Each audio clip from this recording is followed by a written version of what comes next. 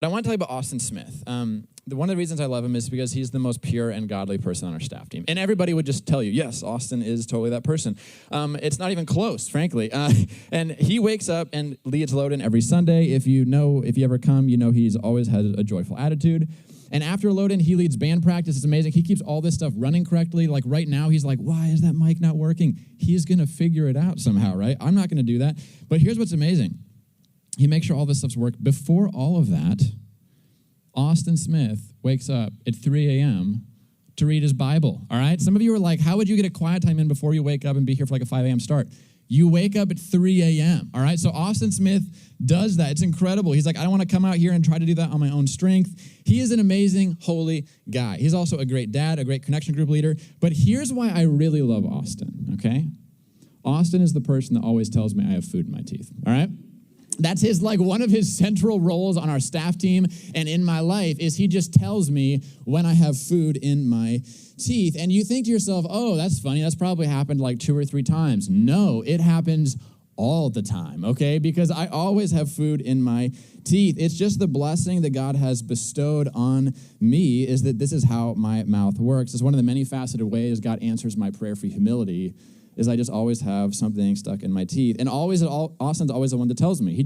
He'll be like, in passing, be like, hey, man, you got something in your teeth, right? And it's just very casual, super fast, like, hey. And I'm like, sweet. I've been meeting with people for 4 hours, okay? And I love Austin for this. He sees something in my life that shouldn't be there, and he tells me, that's a good friend. It makes me question some of the people I had been with for the last hours that just somehow kept eye contact with me. I don't know how you people do this. I can't. Like, if someone has food in their teeth, I'm like, I can't not. Like, I don't know how to just look in their eyes. I keep looking. I have to tell them. So we have this culture on our staff team. If someone has something on their face, you tell them, right? Thursday night, I took my finger and I just wiped cream cheese off of Andrew's mustache. I was like, hey, man, you got this. Cleaned it off because we're those kind of friends. It's the culture of our staff team. And Jesus, as he is setting up the church, he's saying, what do you do when someone has something in their life that shouldn't be there? What do you do? And Jesus actually gives us direction here. And so if you're a note taker, this sermon literally has points. I know it's amazing. It actually has points this time. The problem, the posture, the pattern, and the power. This is what he wants to talk to us about today. What do you do when someone else in the church has something in their life that shouldn't be there? So here's the problem. Look at verse 15. If you got it in your Bibles, you can open there. This is just what it says. Here's the context. Jesus says, hey, if a brother sins against you. So talking about someone in the church, a Christian, someone part of your gathering. If they sin against you, or your translation might just say if your brother or sister sins. There's a little bit of ambiguity here. It doesn't seem like it's just if it's against you, but if you see something that isn't supposed to be there. And a lot of people, when they see sin in the church, especially like the outside world, they look in and they go, man, this church is filled with really broken people. It's filled with sin. And it's like a shocking thing sometimes for people. But Jesus doesn't seem to be shocked by it. He doesn't seem to be shocked by it at all. He actually just says, hey, if this happens, here's what you do. And what's interesting is Jesus gives a very detailed answer to this question. It's interesting. It's one of actually the most detailed, specific plans of how Christians are to do anything. I don't know if you've noticed that. Most of Jesus' answers seem to be like, hey, kind of process this thing about the prayer. And he's like, no, here's what you do. Very specific, very detailed. And so one of the things we just need to know is this. Jesus expects this to happen. Sin in the church isn't a bug, it's a feature. Jesus didn't come to save the healthy, but the sick, right? And so there's this expectation that actually in our lives together, there's going to be times where our junk is going to affect other people, or we're going to be in a situation where there's something in our life that's not supposed to be there. And one of the expectations is that the community surrounding the individual will be one of the primary ways that Jesus wraps his arms around his people and keeps them from wandering off the narrow path. Hebrews 3:13 says it like this. It says, but encourage one another daily as long as it is called today, so that none of you may be hardened by sin's deceitfulness. You see, sin no longer has the enslaving power in our lives as followers of Jesus, but sin still has the ability to deceive us. And so often the sins that cause the most problems in our lives, the things that are making our lives really hard and actually making the lives of those around us really hard, because sin is deceitful, they're often the things that we ourselves are the most blind to. And so because of this, we actually need other people around us to love us enough that when they see something in our lives that shouldn't be there, to tell us. So that's the problem. Sin is deceitful. Even though Jesus has paid for it, it still has the possibility in our lives to deceive us and kind of ruin our situation, ruin our communities. And so that's the problem. Here's the posture. Okay, look at verse 15. If your brother sins against you, go and tell him his fault between you and him alone. And if he listens to you, you have gained your brother. See, here's the other problem. Other people's sin, especially when they're blind to it, it can affect us, right? And anyone in here been like, I've never been affected by anyone else's sin, right? No, unless you're like a brand new baby that hasn't met your parents yet, right? It's like everyone has had situations where someone else's sin has affected them.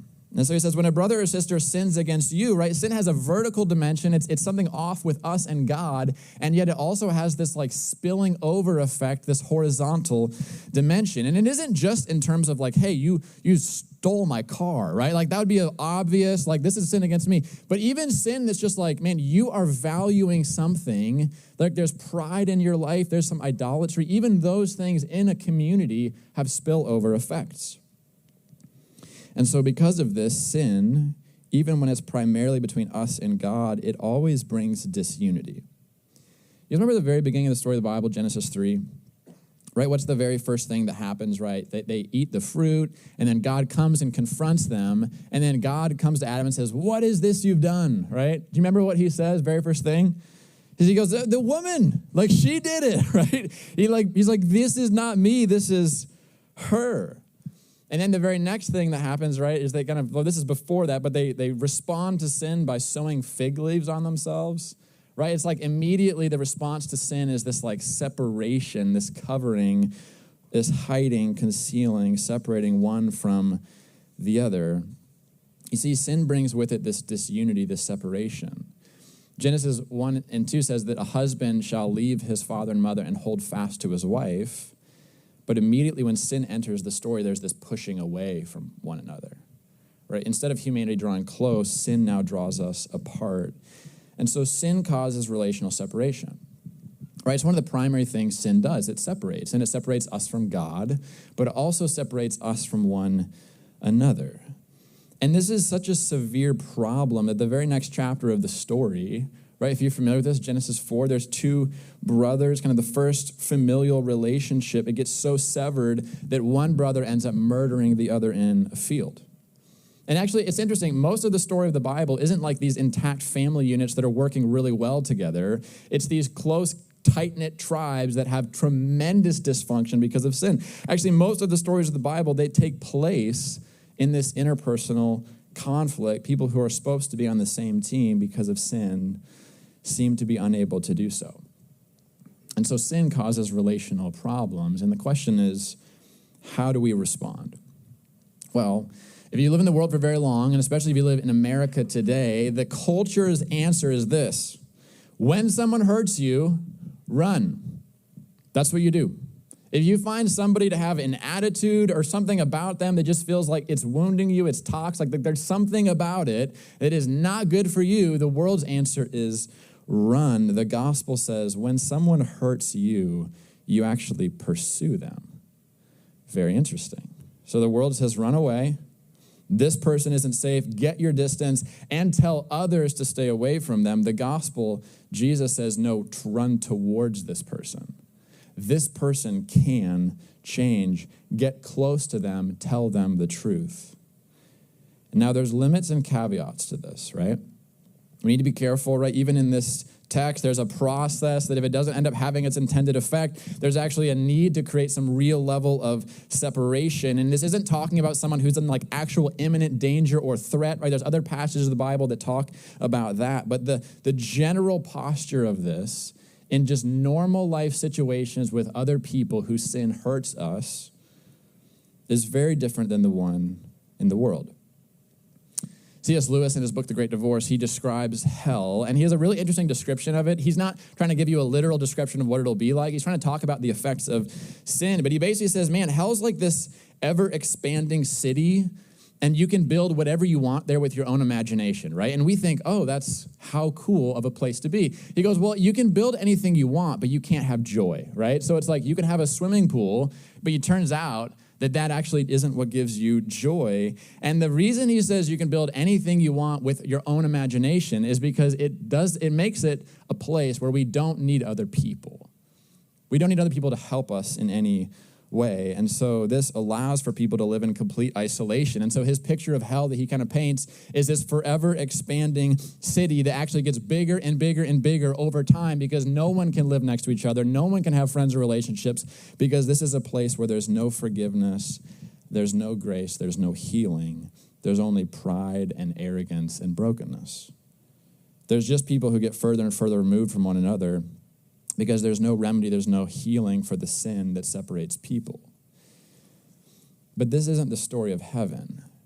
You see, the story of heaven isn't one where sin has never happened, but the story of heaven is one where those who have been wounded and those who even have done the wounding are all brought near and close once again through the blood of Jesus, who was also wounded in our place. It's interesting, even the story of the Bible, it doesn't talk about heaven as like this forever expanding isolation, but it's this forever coming together, right? It's a city that in Revelation we're told has like symbolic edges to it. Like if you ever read Revelation, it'd be like, this is too small. Like I don't understand the length of this thing. It seems like it's too small, but if the goal isn't kind of to get our elbow room because we can't get along, but actually that we'd be so drawn into God and towards one another in unity, maybe it's actually big enough for the story God's trying to call us into. And so there's this posture that the world has. If all we have is the story of sin, then when people wound us, all we can do is run away from them. There's no real other option. And so that's basically the world's come to the conclusion, is if we're in the story of sin and that's all we have, we kind of need to just separate ourselves from one another. If someone's in the church and we find out that there's something happening in their life that's really not supposed to be happening and it's even hurting others, we need to push this person out. But the story of grace says, no, move towards them. Don't go and tell other people about the situation. Actually go and tell them. But there's also this posture of heart. Okay, I don't know if you saw this, but I was really struck by this part in verse 15. It's in the very first verse. He just says, if he listens to you, you've gained your brother. So this is the goal. Jesus is trying to say, hey, I'm trying to set out, this is the posture I want you to have in your heart as you confront someone else about their sin. And it doesn't say, hey, if they listen to you, you've gained your version of the story, right? It doesn't say that. It doesn't say you've been proved that you are right. It doesn't say if they listen to you, you've gained what you're entitled to. It says, if they listen to you, you've gained your brother, you've gained your sister. And you see what sin does is sin turns us all inward. And so when someone else is in sin, we often can focus most on the effects of their sin on us. And Jesus makes it very clear we're to be a community that speaks truth to one another. However, the goal of that communication isn't to be in defense of our own ego or our own version of the events to be agreed upon, but we're actually to approach someone else who is in sin because we genuinely care about them.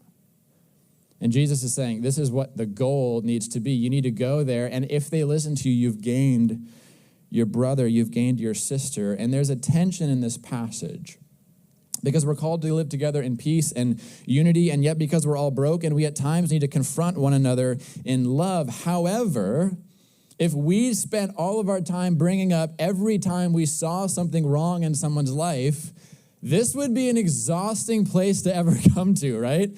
Like if every time you met with someone, they were like, hey, you're just thinking about this, the other day you were talking and I got a little bit of arrogance in your voice. And then a few minutes later in the conversation, they're like, hey, real quick again, I see it again, right? It's like, that would be exhausting if that was what this place was like, this like festival of constant truth speaking all the time, because all of us are broken people that Jesus is our Savior. And so the thing we don't want to become is a community where we're just always pointing out this brokenness, this brokenness, this brokenness. It's like, I know. That's why I'm here. Like, I'm here because I'm sick and I need Jesus' grace in my life. And so I think this passage is actually a really good litmus test for us. He's saying, hey, before you go and confront someone about their sin, you need to get to a place in your own heart where you're coming there for them, not just for you. And you need to get to a place where you're not coming there in defense of your community or even like the reputation of it, but you genuinely are coming there for them. In other words, you need to get beyond the place where you're just defending yourself or your view of what's right and wrong. And you need to get to the point where you say, I'm going there because I want that person to have joy. And I see something in their life that's going to hold them back from that. And I really want them to have fullness of life. The goal in this whole passage is not the safety and reputation of the individual or the community, but it's always the individual spiritual welfare of the person. Jesus is saying, you need to be able to see beyond the sin. You have to learn to do it. You have to even look beyond yourselves and get to the point where you see through all of it and you see somebody made in the image of God and you care about them and what the sin is doing to them. And Jesus is saying, until you get to that point, you will not be the person they need to confront them. They don't need someone who's going to be hurt and angry. They don't need someone who's going to be personally offended or defensive. What they need is an agent of grace. They need someone who's able to meet their brokenness with the grace and compassion and love of Jesus Christ. Earlier in Matthew, Jesus gives that kind of really iconic description of how the posture we should have, right? He says, hey, if you want to help get the speck out of your brother's eye, first get the log out of your own eye, right? And it's like a gut punch. If we're the kind of people that tend to see other people's issues, he's like, oh, you've got way bigger issues to deal with first. So who's the person that's able to actually go and confront someone? Who's able to get the speck out of a brother or sister's eye? Jesus says it's those who know what it's like to be broken and need healing. It's those who know what it's like to have something in them that is hurting them and leading them astray, that actually has the potential to shipwreck their life. And it's the kind of people who've gone underneath the knife of surgery with Jesus, with stuff in our own lives, and have come out on the other side as these like wounded healers. Like, I know what it's like to have sin that's destroying my life and to need help. So we approach one another when we're able to actually be sympathetic for them. Because sin is something that we perpetrate against others, but it's also something that wounds us, even as the sinners. And until we feel this way, until we're able to approach people not in defense of us from them, but actually in defense of them from their sin, Jesus says you're probably not ready yet. You need the right posture. And so what I would encourage you to do is if you're not ready to do that, but you feel like God's calling you to come to somebody, I would say keep praying for that person until your heart changes. So that when you go, you don't go like this reckless surgeon cutting and slicing. He's like, no. You want to be gentle as someone who knows what it's like to go through this. So we run towards, not run away. We don't tell the community and tell everyone else, like, this is a really unsafe person. Did you hear what they did? He goes, no, don't tell anyone. Just go tell them. All sin is toxic. All sin wounds others. All sin creates obstacles to relationship and can break trust. This is true. These are things that everyone is going to face, and the world's answers are to consider this an unsafe person and run away. And I think we live in a culture that has actually taken that so far that we have fewer and fewer safe people in safe places, right? The world is becoming a place where there's no place that I can live and feel comfortable and safe. Jesus says, no, actually, we're to have a totally different kind of community. Not one where abusive people are free to continue their abuse, but where the posture of the group is to run towards sinners with grace and a genuine belief that change is possible. Change is possible. That's why we don't just cast people off and say, this is the wrong kind of person. We go, no. Jesus changed me. He can change you. So change is possible, but also change is expected, okay? So that's the posture. Let's look at the pattern. All right, now we're going to dig into this. Jesus is very specific. He says, if your brother is in sin, so just one qualifier we need to take note, this is not how we deal with people in the world, right? There's no passage in the Bible that says we should hold people in the world accountable for basically anything. It's like, no. You humble yourself before them, you lay your lives down for them, you serve them, but you don't hold them accountable to the ways of God's people they don't believe in. Right? You don't do that. So this is with a brother or sister, someone in the church who's claiming to be a follower of Jesus, but they have sin in their life. Step one, before you talk to anyone else about it, you go and talk to them. You tell them their fault, you and them alone. First step. Now, Christians, I don't know if you know this, we love to rebrand gossip as getting advice and wisdom with how to deal with an issue in someone else's life. Right? We're like, this isn't gossip. I'm getting wisdom. This isn't gossip. This is me. I need to know more of what to do. There are very few situations where you should talk with someone else before you talk with the other person you see sin in their life with. Very few. I mean, there's certain situations of abuse, types of sin where people's safety is genuinely an issue, where it would be wise to talk with others how to proceed, but these are abnormal situations, not the norm. But in the course of our lives with one another, we're told to take the posture of this passage, and as this arises in our heart, we go, I actually care about them. Go and tell the person their fault between you and them alone. So just real quick, I just need to say, this is one of the things I see going wrong in almost every Christian community on the face of planet Earth. And it's also what I see going wrong in Treeline. We're the kind of church that actually cares deeply about other people in it. I really believe that.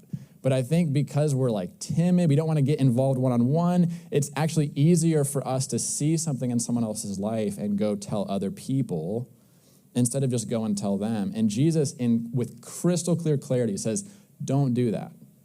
You go tell them their fault, you and them alone. It's like, don't tell other people. Don't bring other people into this. Bring it to them. Because it's not about what other people think about it. It's what they think about it. So that's the first step. We should do that. But then look at verse 16. If they do not listen. So the hope is that confrontation, and if you are a teachable Christian and someone comes to you with something in your life, the goal would be you'd be teachable enough to be like, I hear you. I'm going to think about that. I want to change. But if they don't listen, this is what we're supposed to do next. Step 2, we're to take 1 or 2 others with us.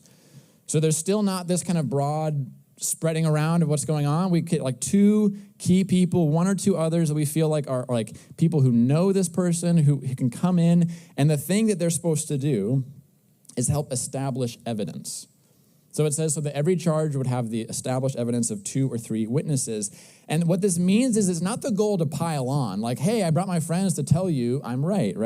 No, it's just sometimes there are people who think something is sin and the other person doesn't. And there's literally just a disagreement. Like, I don't know if you're right about this. And so you bring some other people into it just to kind of add weight and add evidence of, is this charge legitimate? In the course of this conversation, they come to the same conclusion, and they say, nah, this isn't just unwise, this isn't just like a different way of approaching life. No, what has happened or what is happening is unacceptable in the community of Christians we're in because it's sin. And the hope is that this small group of Christians speaking together over time, trying to call the other person to see what they're saying, to turn around, would have its effect. But if that does not, step 3, if they refuse to listen to them, tell it to the church. Now, what does this mean, tell it to the church? Now, most people think this means is you get the pastor involved, right? You go to the elders, you go to the leaders, you tell it to the church. But it's not actually the word that's used here. The word that's used here is ecclesia. It just means the gathering. So it's saying, no, you kind of pull in more people from this kind of local church context. And at some point, if they will not listen to you, and if they will not even listen to the small group of people you've mobilized around them to help tell them this, he says this, go and grab the rest of the people who are part of your local church community and theirs and help you try to pull this person back from the path they're heading down. So the normal pattern in the church is something like this. Even if you're like not trying to gossip, not trying to spread things around, the normal pattern is this. You see something in someone else's life, and you don't really talk to them about it, And what you do is you go tell a leader, right? You're like, hey, I don't know if you know this, but this is happening in this person's life. I think you should talk to them. And I think there's some kind of like humble thing in there where we think, I don't have the ability or the authority to really speak into that, so I need to get a leader to do it. They can talk to this person. But we should just notice, leaders are not mentioned anywhere in here at all. There's no like, tell the elders, there's no get the pastors involved, there's none of that. It's purely brothers and sisters in the gathered community working out sin amongst them. And it's very interesting, I don't know if you caught this, the same authority that Jesus gives to Peter right after he proclaims that you are the Christ, he says, I will build my church on you. Jesus gives that exact same authority to these gatherings of Christians. It's like whatever you bind on earth will be bound, whatever you untie will be untied, right? It's the exact same language given to Peter. He's saying, no, I'm giving the gathered church, these believers who gather together and are able to look at someone's life and kind of collectively say, this does not belong in the church. This does not belong in your life. He's saying this group, not just from the top down, but the gathering of these people has the ability to call out sin in one another's lives. This is how R.T. Frank, he's a gospel commentator, and he wrote a commentary on the Gospel of Matthew. This is how he says it. Listen, this is really important. He says, in a formally constituted church with appointed leaders, it's easy to say for the ordinary disciple to hide behind the authority structure and leave it all to the official leaders. Appealing to Cain's question, am I my brother's keeper? With the comfortable assumption the answer must be no. But this passage asserts the answer is yes. In a community of these little ones, each one must be concerned about and take responsibility for the spiritual welfare of the other. And so Jesus is saying, hey, this is not like the leader's job to talk about sin. This is not someone in authority. Everybody in here, we all are sinners saved underneath the grace of Jesus. And because of that, there's actually this stewardship we have that if you see something in someone else's life you know is hurting them and you know they don't see it, we're responsible to talk to them. And again, the point isn't just to expose this person's failure for others to see. The point is that when people are in sin and they're unwilling to see it, or they're unwilling to call it in sin, the point is that person is in danger. It's not a safe place for them to be. And there's a very jaded and cynical way to view this. It's like, hey, if you don't fall in line, someone's going to call you out and they're going to bring others and they're going to bring the whole church. It's going to be this mess. And so it's honestly better to not get involved in a real church at all. You certainly shouldn't be in one small enough like this where people can actually know you. You should just go to a big mega church over there so you can come in, get a coffee, sit in the back, hear some teaching, and then leave without ever really being known.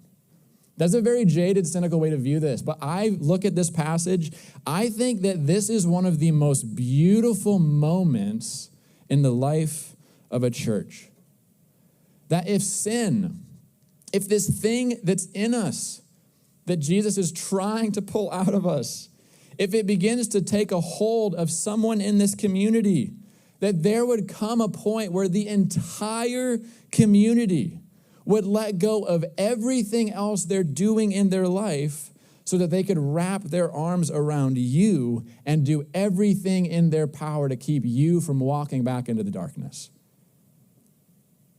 That's not an abusive culture. That's an unbelievable, kind, safe place to be someone that struggles with sin, is to know that before I walk away from Jesus, every single person in this room would try everything they could to keep me from doing that.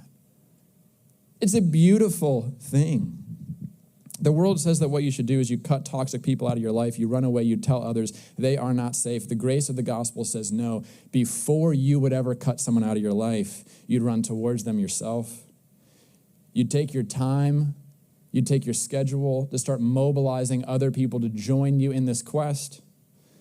And eventually you, not the leaders, not anyone else, you who sees this thing, you would eventually mobilize the whole rest of the church to wrap their arms around this person in grace and love and truth in the attempt that they might listen so that you might gain your brother or your sister. This is powerful.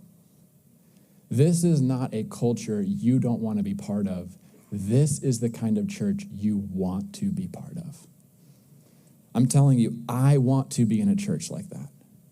I want Treeline to be a church like this, where the love and the care and the belief in the grace of God is so thick that even people who have only had kind of small, casual conversations with me would be willing to ditch their schedules, their plans, whatever it is they're doing, and they would run after me and try to stand in my way if I begin to point my life towards destruction. And you want to be in a church like this too. You want to be part of a community where you know it would be really hard for you to walk away from Jesus here. And Jesus is saying, that's what the church is supposed to be like. If someone's going to walk away from light into darkness, they should have to walk past every single person that's part of that community to do it.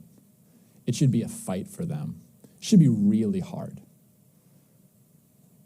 My question is this: do we believe the story of grace enough to be that church?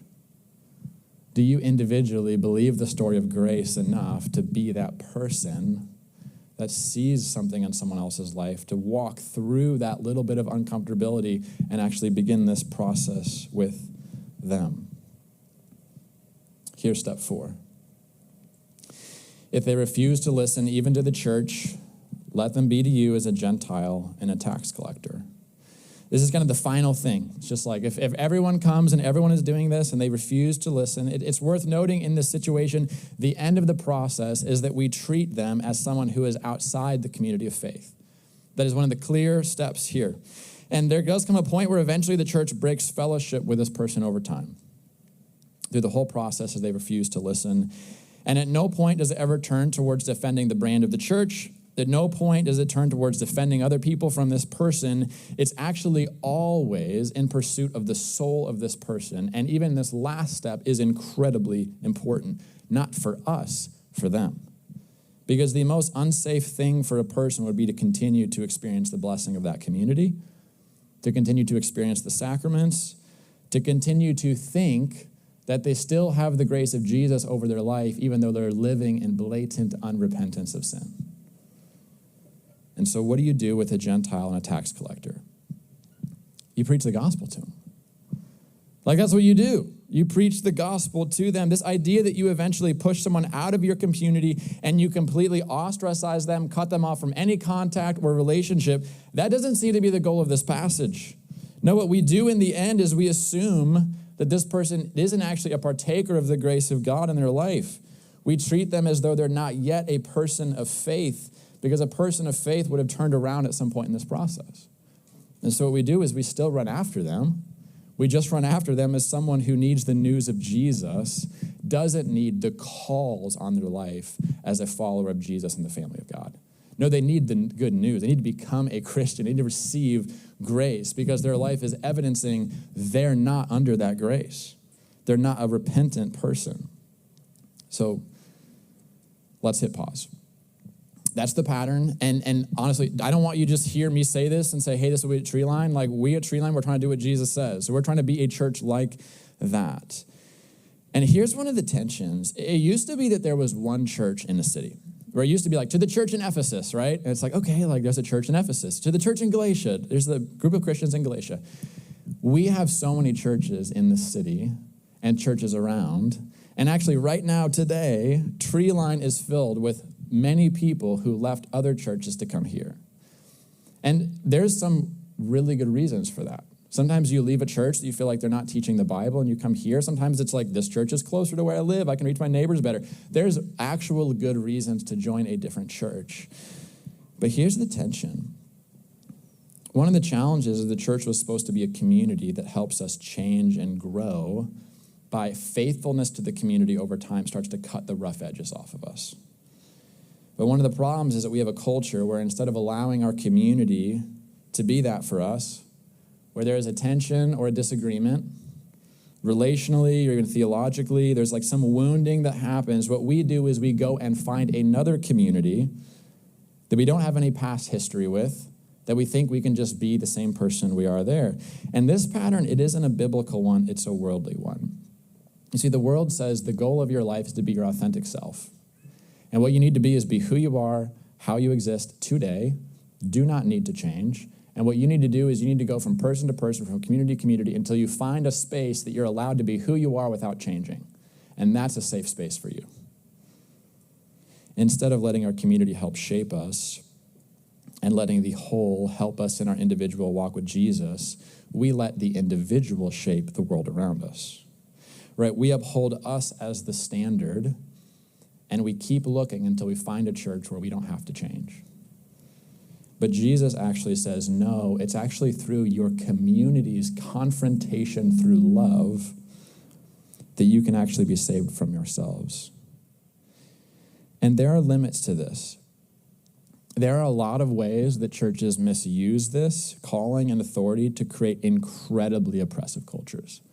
I know that. And I know that some of you are actually coming with wounds from churches who've used these verses basically to create a culture that was just oppressive and legalistic. And it was like there was no air to breathe in the place because everything from every moment was about sin and Satan. And it was just like, I'm trying to take a breath. And it felt like grace wasn't there.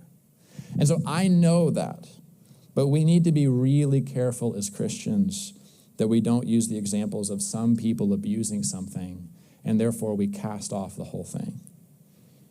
A church where people only gather together to consume content, but lacks the love and closeness where they actually point out blind spots in other people's lives, that is not a healthy church. It's not a healthy church. And in fact, it's probably not even a church. It's just a gathering of people who want to hear good music and have good content, but not actually live in close relationship together. And here's another tension. In order for the community around you to be able to actually do this, they need to know you well enough to do it. I mean, if all we do is jump into a large gathering once a week and then kind of live on our own, this passage honestly is irrelevant to you. It's totally irrelevant. The people here can't speak into your life because your life is unknown to them. And you can't speak into theirs because you don't really know theirs either. And Jesus says he's the good shepherd and we're the sheep. And the way that wolves hunt sheep isn't to go after the flock. The way that wolves hunt sheep is they try to get one sheep separated from all the others and then they go after them. To be unknown and alone as a Christian is an incredibly dangerous place to be. And some of you in the room, that's where you're at today. You don't have a close community that really knows what's going on in your life. And there might even be sin right now that's in your life, either that you know about, that's going undealt with, or worse than that, you're blind to, and because there's no one close enough to you to be able to hold up a mirror and help you see clearly, you're being slowly dragged away from the path of life. And there's no group of people next to you to grab hold of you and keep you tethered to Jesus. Christianity is not an individual sport. It's not something you can do on your own. If you don't have a local church, a local community of people who really know what's going on, who really know what's going on in your life, almost the entire New Testament is filled with commands and rules and laws that have no ability to affect your life because they're all about local churches, of local gatherings of people that live in community. And most of American Christians do not have a community like that. And I honestly think it's one of the reasons that Christianity is a very ineffective religion in America at changing things. So we want to be a different kind of church. We want to run towards other people in love. So that's our pattern. And the last thing is this, we'll do this quick. It's just because the blood of Jesus Christ comes with power. That pattern, I'm telling you, it makes no sense at all unless grace is real and there's actually power in the name of Jesus. One of the greatest evidences of God's grace in your life is when another Christian pulls you aside and points out sin in your life.